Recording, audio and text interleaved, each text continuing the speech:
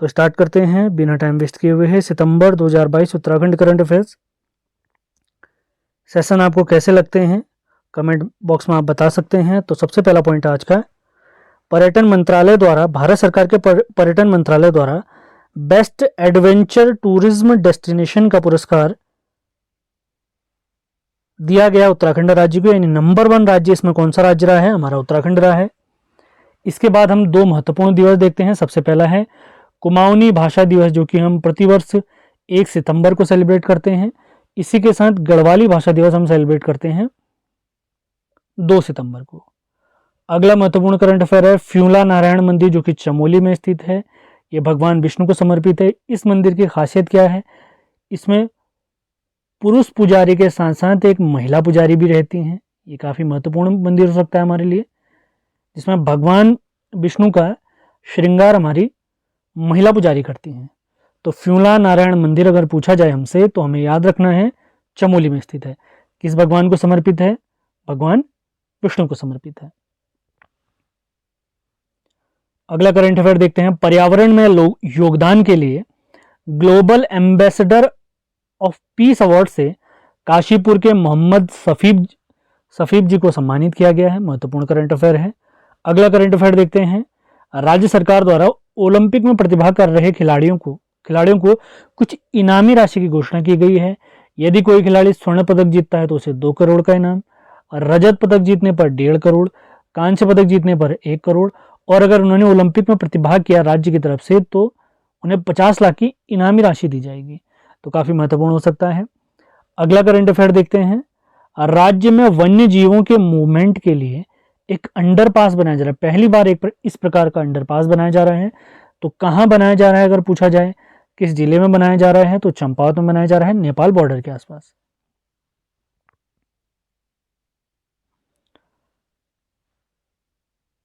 भारत के दूसरे सीडीएस, पहले सीडीएस जिनका हाल ही में दुखद निधन हो गया था, उनके बारे में हम जानते हैं, बिपिन रावत जी। तो उनकी पोस्ट को भरने के लिए एक दूसरे हमारे सीडीएस आए हैं। ये भी पौड़ी से ही इनका रिलेशन है। तो दूसरे सीडीएस बने हैं हमारे श्री अनिल चौहान जी, जिनका संबंध पौड़ी के खिरसू के गवाणा गांव से है। तो आपने याद रखना है भारत के दूसरे सीडीएस माने चीफ ऑफ डिफेंस स्टाफ, यानी जो हमारी तीनों सेनाएं हैं उनके हेड हैं। अगला करंट अफेयर देखते हैं। देश में सबसे लंबी रेल सुरंग टिहरी में बनने वाली है, जो कि 17 किलोमीटर होगी। या टिहरी के जाजल से मरोड़ नामक स्थल तक बनेगी, 17 किलोमीटर लंबी। अगला करंट अफेयर देखते हैं। हाल ही में एशिया बुक ऑफ रिकॉर्ड से सम्मानित किया गया है तीरथ सिंह रावत जी को, जो कि हमारे उत्तराखंड के पूर्व मुख्यमंत्री रहे हैं। अगला करंट अफेयर देखते हैं। Legend road safety cricket tournament, यह एक क्रिकेट टूर्नामेंट है जिसमें रिटायर्ड प्लेयर भाग लेते हैं प्रत्येक देश से। तो इस टूर्नामेंट का आयोजन 21 से 25 सितंबर तक हमारे देहरादून के अंतर्राष्ट्रीय राजीव गांधी क्रिकेट स्टेडियम में किया गया है। तो राजीव गांधी क्रिकेट स्टेडियम हमारे उत्तराखंड की बात करेंगे तो ये है देहरादून में, और हैदराबाद में भी एक क्रिकेट स्टेडियम है जो कि राजीव गांधी जी के ही नाम पर है। हमारे हल्द्वानी में एक क्रिकेट स्टेडियम है जो कि इंदिरा गांधी जी के नाम पर है। तो आपने इसको याद रखना है, काफी महत्वपूर्ण हो सकता है। दिल्ली में एक क्रिकेट स्टेडियम था जिसे फिरोज शाह कोटला मैदान कहते थे, उसका नाम चेंज करके अरुण जेटली क्रिकेट स्टेडियम नाम रखा गया है, आपने याद रखना है।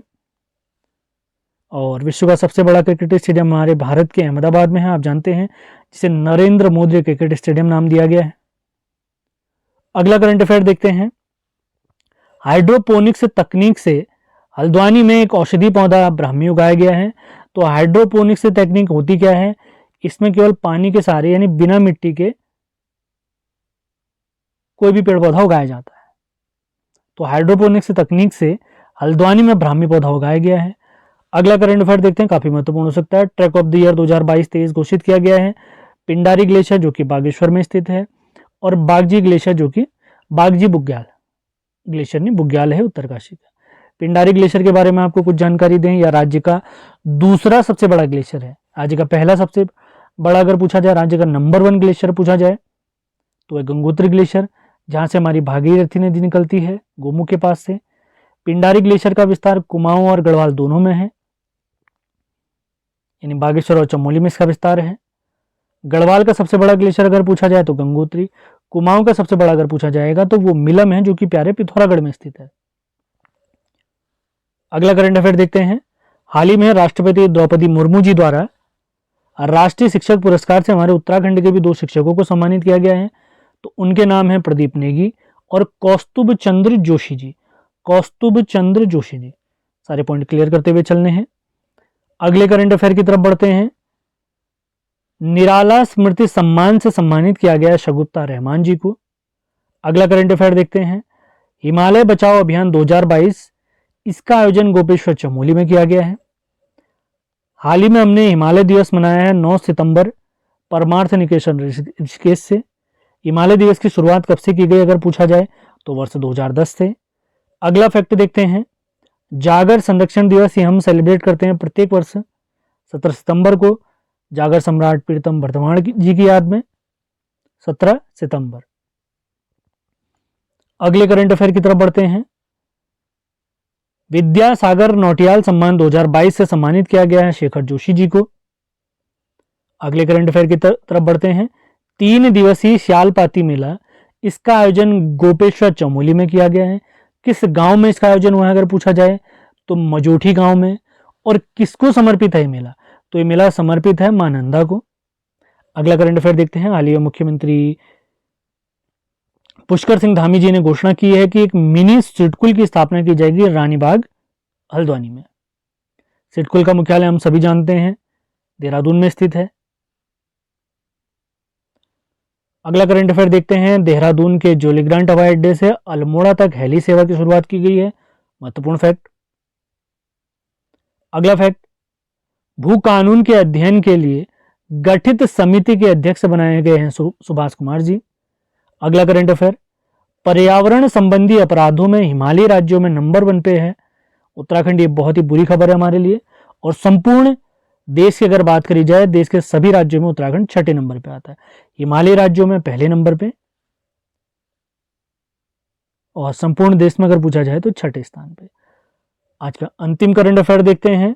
भू कानून समिति ने अपनी रिपोर्ट में उद्योग, पर्यटन और शिक्षण संस्थान के लिए इनके नाम पर 12.5 एकड़ से अधिक की जमीन की खरीद पर इन्होंने रोक लगाने की सिफारिश की। यानी अगर कोई उद्योग लगाना है उसके लिए अधिकतम जमीन जो आप खरीद सकते हैं 12.5 एकड़।